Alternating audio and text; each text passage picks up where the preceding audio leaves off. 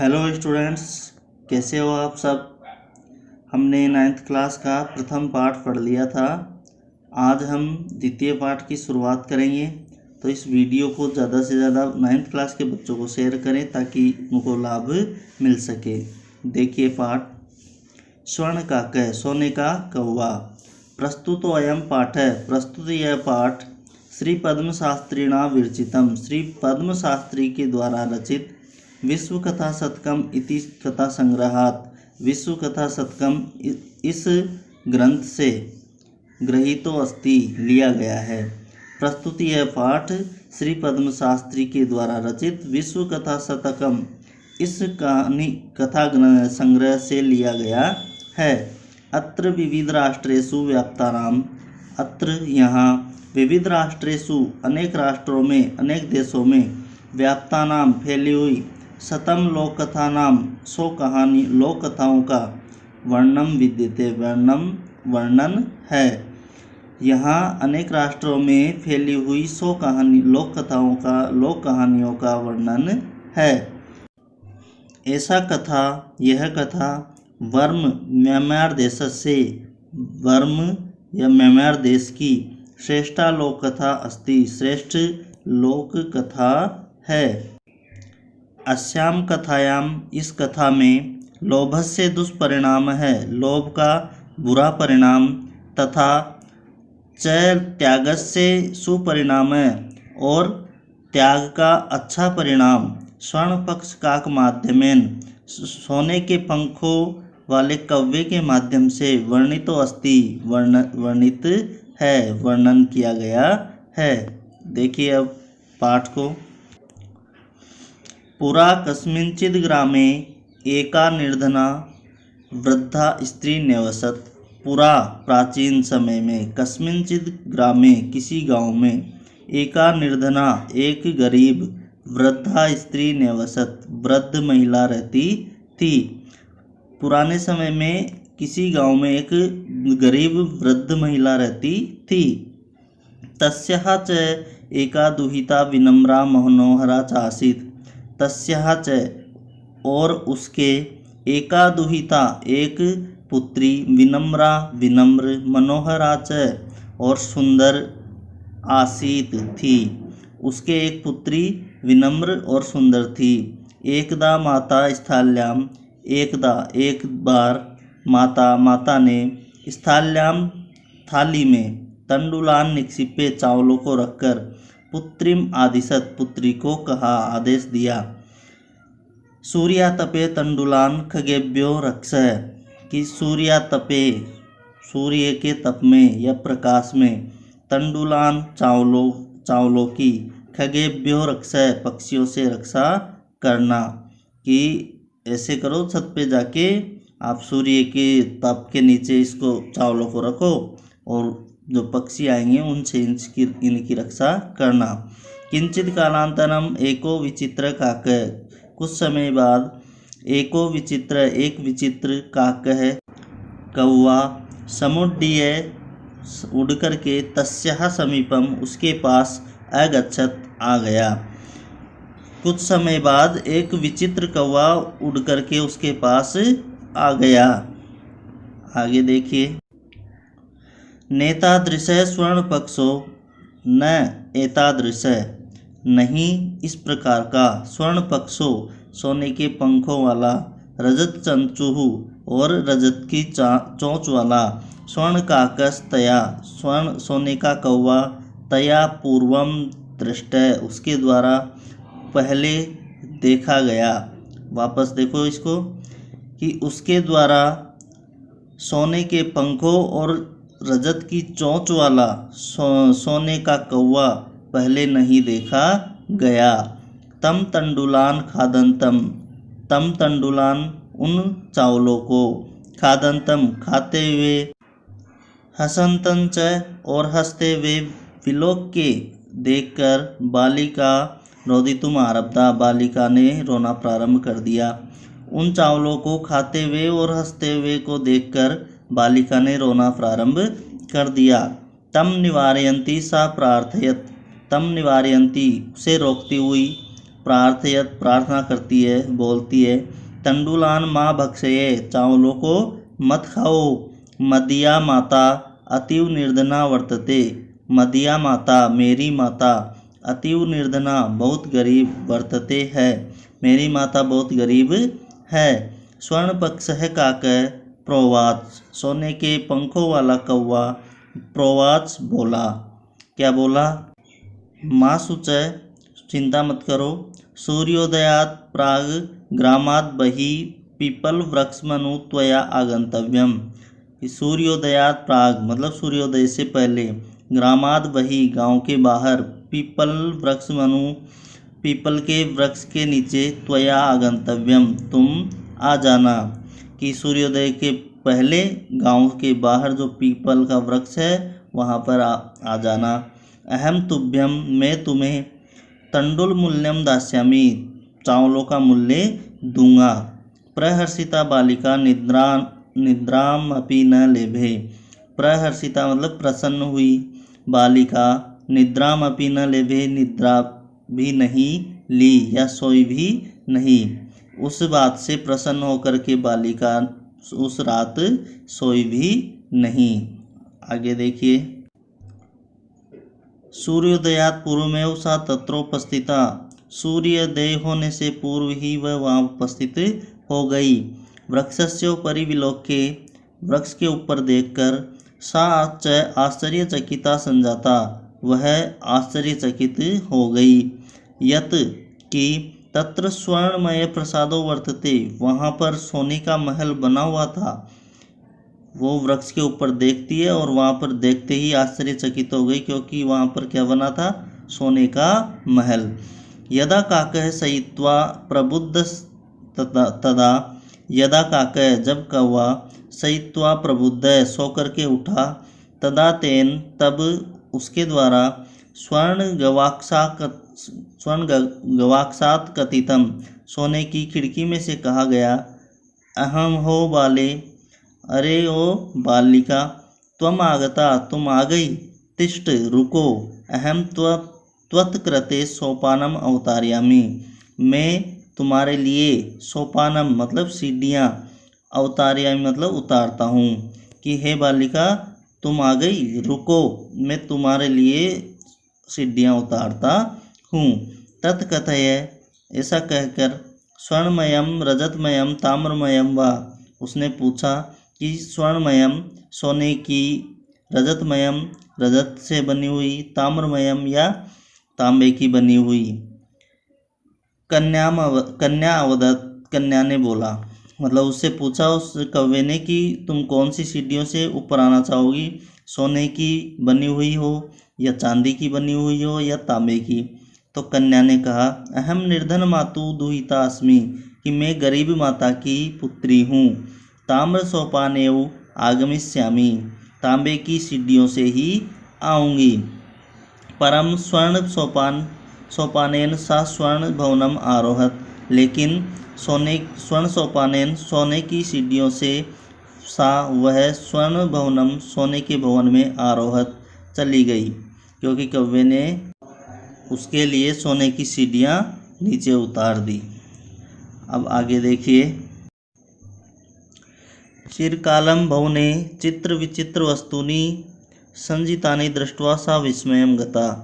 चिरकालम बहुत समय तक, भवन में महल में, चित्र विचित्र वस्तुनि सज्जितानि अलग अलग अनेक प्रकार की वस्तुओं को सजी हुई देखकर, सा विस्मयम गता वह आश्चर्यचकित हो गई। श्रांताम ताम विलोक्य काकः अवदत्, श्रांताम ताम विलोक्य आश्चर्यचकित हुई बालिका को देखकर काकः अवदत् कौवा बोला, पूर्वम लघु प्रातरासः क्रियताम, कि पूर्वम पहले, लघु प्रातरासः सुबह के नित्य कार्य कर लो, कि पहले जो सुबह का कार्य है नित्य कर्म उनको कर लो। वद त्वम स्वर्ण स्थाल्यां भोजनम करिष्यसि किम वा रजत स्थाल्यां उत ताम्र स्थाल्यां। फिर उससे पूछता है कि वद बोलो, तुम स्वर्ण स्थाल्यां भोजनम करिष्यसि, सोने की थाली में भोजन करोगी, किम क्या, वा अथवा रजतस्थाल्यां चांदी की थाली में, उत अथवा ताम्रस्थाल्यां तांबे की थाली में। उसने उससे पूछा कि तुम भोजन सोने की थाली में करोगी, चांदी की थाली में करोगी अथवा तांबे की थाली में। बालिका अवदत्, बालिका बोली, ताम्रस्थाल्यां एव अहम निर्धना भोजनम करिष्यामि। बालिका ने बोला कि ताम्रस्थाल्यां एव, तांबे की थाली में ही, अहम मैं, निर्धना गरीब, भोजनम करिष्यामि भोजन करूँगी, कि मैं गरीब तांबे की थाली में ही भोजन करूँगी। तदा सा आश्चर्यचकिता संजाता, तब वह आश्चर्यचकित हो गई, यदा जब स्वर्ण काकेन, सोने के कौवे के द्वारा, स्वर्ण स्थाल्यां भोजनम परिवेशितम, सोने की थाली में भोजन परोसा गया। उसने तांबे की के लिए कहा और उस सोने के कौवे ने उसको सोने की थाली में भोजन परोसा। न एतादृशं स्वादु भोजनम मध्यावधि बालिका खादित होती, इस प्रकार का भोजन, इस प्रकार का स्वादिष्ट भोजन उस बालिका ने कभी भी नहीं किया। काको अवदत्, कौवा बोला, बालिके, हे बालिके, अहम इच्छामि मैं चाहता हूँ, यत् कि त्वं सर्वदा, तुम हमेशा, अत्रैव तिष्ठ यहीं रहो, परम तव माता तु एकाकिनी वर्तते, लेकिन तुम्हारी माता तो एक अकेली है। अतः त्वं शीघ्रमेव स्वगृहं गच्छ, इसलिए तुम अपने घर जल्दी जाओ। आगे देखिए। इत्युक्त्वा काकः कक्षाभ्यंतरात्, इत्युक्त्वा मतलब ऐसा कहकर, काकः कौवा, कक्षाभ्यंतरात् कक्षा के अंदर से, कमरे के अंदर से, तिस्रः मंजूषा, तीन मंजूषा, तीन संदूक, निस्सार्य निकालकर, ताम प्रत्यवदत् उसे बोला, बालिके, हे बालिके, यथेच्छं गृहाण मंजूषाम एकाम, की इच्छा के अनुसार एक मंजूषा यहाँ से ग्रहण करो। लघुतमाम मंजूषाम प्रगृहे, लघुतमाम मतलब सबसे छोटी, मंजूषाम प्रगृहे मंजूषा को लेकर, बालिकया, बालिके के द्वारा कथितम कहा गया, इयत एव मदीय तंडुलानाम मूल्यम, इयत एव इतना ही, मदीय तंडुलाम नाम मेरे चावलों का मूल्य है। अब देखो वापस तीनों लाइनों का अर्थ, कि ऐसा कहकर कौवा कक्षा के अंदर, कमरे के अंदर से तीन संदूक लेकर आया और बालिका से कहा कि जो भी इच्छा हो, जैसी भी इच्छा हो, इन तीनों में से एक ले लो। तो बालिका ने सबसे छोटी संदूक को लेकर के कहा कि इतना ही मेरे जो चावल है उनका मूल्य है। अब आगे देखिए। गृहम आगत्ते, घर आकर के, तया उसके द्वारा, मंजूषा समुद्घाटिता संदूक खोला गया, तस्याम महारहाणी हीरकाणी विलोके, तस्याम उसमें, महारहाणी बहुत बड़े बड़े हार, हीरकाणी और हीरे, विलोके देखकर, सा प्रहर्षिता वह प्रसन्न होती हुई, तद धनिकाश्च संजाता वह धनिक धनवान हो गई। घर आकर जब उसने संदूक को खोला तो उसमें बहुत बड़े हार और हीरे देखकर वह प्रसन्न हुई और वह धनिक भी हो गई, मतलब धनवान भी हो गई। आगे देखिए। तस्मिन्नेव ग्रामे एका अपरा लुब्धा वृद्धा न्यवसत, उसी गांव में एक अपरा दूसरी, लुब्धा वृद्धा लोभी वृद्धा न्यवसत रहती थी। उसी गांव में एक दूसरी लोभी महिला भी रहती थी जो वृद्ध थी। तस्यापि उसके भी एका पुत्री आसीत, एक पुत्री थी। ईर्ष्या सा तस्य, ईर्ष्या के कारण वह तस्य स्वर्ण काकस्य, उस सोने के कौवे का रहस्यम ज्ञातवती, रहस्य जान गई। सूर्या तपे तंडुलान निक्षिप्य तयापि स्वसुता रक्षार्थम नियुक्ता, सूर्य के तप में, प्रकाश में चावलों को रखकर, तयापि वह भी, उसके द्वारा भी स्वसुता अपनी पुत्री को रक्षार्थम नियुक्ता, रक्षा के लिए नियुक्त किया या रक्षा के लिए वहाँ पर भेजा। तथैव स्वर्ण पक्षय काकय, उसी प्रकार सोने का कौवा तंडुलान भक्षयन तामपि तत्रैव अकारयत, उसी प्रकार सोने के पंखों वाला कौवा तंडुलान भक्षयन, चावलों को खाकर, तामपि उसे भी, तत्रैव अकारयत उसी प्रकार कहा।